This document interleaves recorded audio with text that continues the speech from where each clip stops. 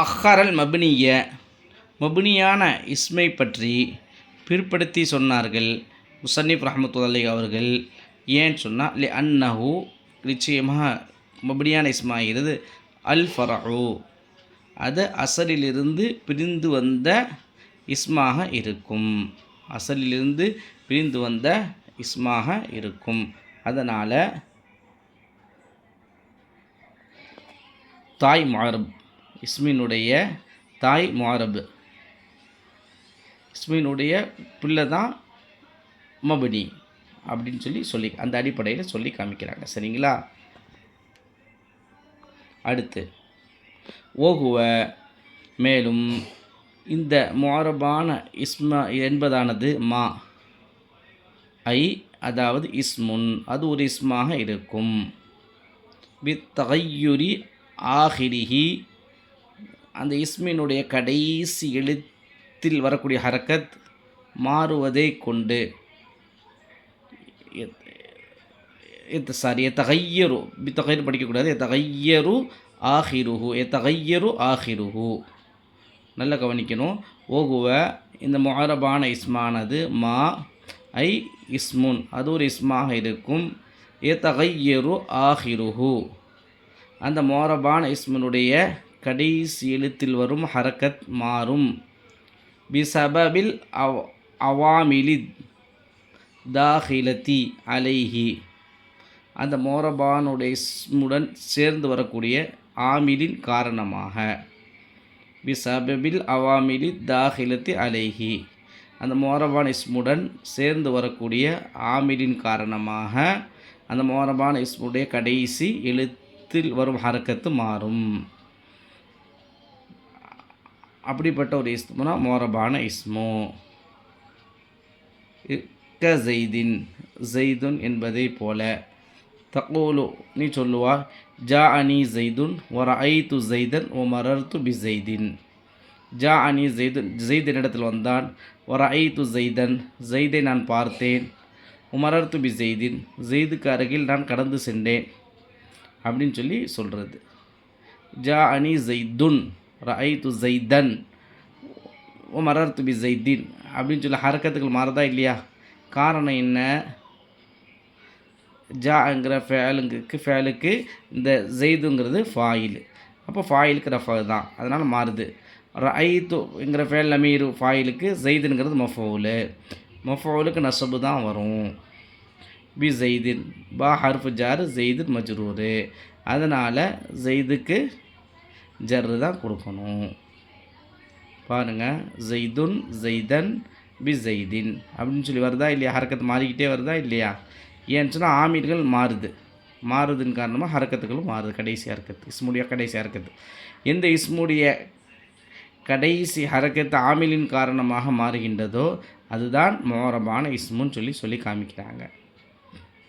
இது அல்லாமல் ஒரு சில இஸ்முகளில் ஆரம்ப எழுத்துலையோ அல்லது நடு எழுத்துலையோ ஹரக்கத்துகள் மாறுது. அப்படி மாறுறதுனால அது முஅரபான இஸ்முன்னு சொல்ல முடியுமா? அது யாராப் தான் மாறுதுன்னு சொல்ல முடியுமா அப்படின்னு சொல்ல முடியாது. யாராப் என்பது கடைசி எழுத்தில் உள்ள அந்த ஹரக்கத்து தான் யாராப், அதுதான் மாறணும் அப்படின்னு சொல்கிறாங்க. பாருங்கள் ஃபலோகான தகையுரு ஃபி கைரில் ஆஹிரி கடைசி எழுத்து அல்லாத இன்னொரு எழுத்தில் ஆரம்ப எழுத்திலோ அல்லது நடு எழுத்துலையோ கடைசி எழுத்து அல்லாத இன்னொரு எழுத்தில் கடைசி எழுத்து அல்லாத ஆரம்ப எழுத்திலோ அல்லது நடு எழுத்திலேயோ மாற்றம் உண்டாகி இருந்தால் ஃபலோகான தகையுரு மாற்றம் உண்டாகி இருந்தால் கலாமி ஃபல்லசின் என்பதில் உள்ள லாமை போன்று. இதா சகர்தஹு இந்த ஃபல்லஸ் என்ற இஸ்மை நீ தஸ்கீராக ஆக்கி சொன்னால். இப்போ உலாமுன் அடிமை உலைமுன் அப்படின்னு அந்த மாதிரி சிறிய அர்த்தம் கொண்டதாக அந்த அர்த்தத்தை தரக்கூடிய வார்த்தையாக நீ மாற்றினால் இதா சகர்தஹு அந்த இஸ்மை தஸ்கீராக நீ மாற்றினால் அல்லது ஜம்மஅத்தஹு அந்த இஸ்மை நீ ஜம் ஆக மாற்றினால், பண்பினுடைய அர்த்தத்தில் உள்ளதாக நீ மாற்றினால், அந்த நேரத்தில் ஃபகுல்த நீ சொல்வாய் ஃபுலைசுன் வாஃப்லுசுன் அப்படின்னு சொல்லி சொல்லுவேன். இப்போ இதில் பாருங்கள், ஃபாலையும் லாம்லையும் மாறுது. லை ஃபுலை, லை ஃபத்தா வருதா, அஃப்லுஸ், லாமுக்கு லம் வருதா, ஃபல்லஸ். அதில் பாருங்கள், இதுவெல்லாம் கடைசி எழுத்து அல்லாமல் நடு எழுத்தில் ஆரம்ப எழுத்தில் மாறுது. இப்படி மாறக்கூடிய இந்த மாற்றம் இருக்குத, இதை யாராபுன்னு சொல்லுவோமான்னு சொன்னால் சொல்ல மாட்டோம். லம் யகுன், இந்த மாற்றங்கள் யாராபன் யாராபாக ஆகாது, இந்த மாற்றம் யாராபாக ஆகாது அப்படின்னு சொல்லி சொல்கிறாங்க. புரியுதா?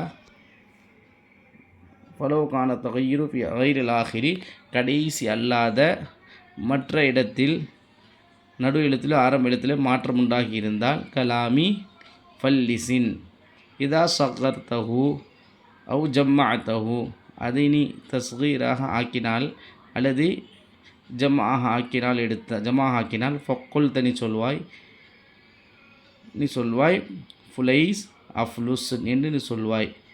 இப்படி சொல்லுது மாற்றத்தை உண்டாக்கியிருக்கிறிய இந்த மாற்றம் லம் யகுன் யாராபன் யாராபாக ஆகாது. கடைசியில் தான் மாற்றம் உண்டாத யாராபனே மாற்றம், இது யாராபாக ஆகாதுன்னு சொல்கிறாங்க.